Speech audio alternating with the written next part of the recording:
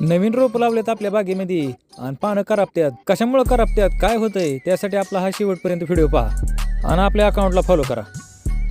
नमस्कार शेतकरी मित्रांनो, ॲग्रिकल्चर स्टॉप 00वरती आपलं स्वागत आहे. सकाळी मित्रांनो दवबिंदू त्या खालच्या पानांवरती पडतात आणि खालच्या पानांवरती ते दवबिंदू पडल्यानंतर एक ओला करपा निर्माण होऊन तिथली पाने जळून जातात. त्यासाठी आपल्याला आपल्या प्लॉटमधील वातावरण मेंटेन करायचं आहे. त्यासाठी आपल्याला सिलिकॉनचा स्प्रे घेणं खूप गरजेचं आहे. सिलिकॉनसोबत आपल्याला कॅल्शियम नायट्रेट आणि त्यासोबत एक केळीवर फवारणी करताना कधी पण एक स्टिकरचा उपयोग 100% तुम्ही घेत चला. थंडीमध्ये मित्रांनो रोपांना जपलं पाहिजे आपण. थंडीमध्ये टेम्परेचर अगदी 8 degree Celsius 9 degree Celsius 10 degree सेल्सिअसपर्यंत जाऊन पोहोचतं. त्यामुळे रोपच्या खालच्या बाजूची जी पाने आहेत ती जळतात आणि खालच्या बाजूची पाने जळल्यानंतर वर जी पान निघतंय त्याला पण इजा होण्याची शक्यता असते. त्याच्यामुळे एक योग्य वेळी स्प्रे घेतला पाहिजे त्याच्यावरती.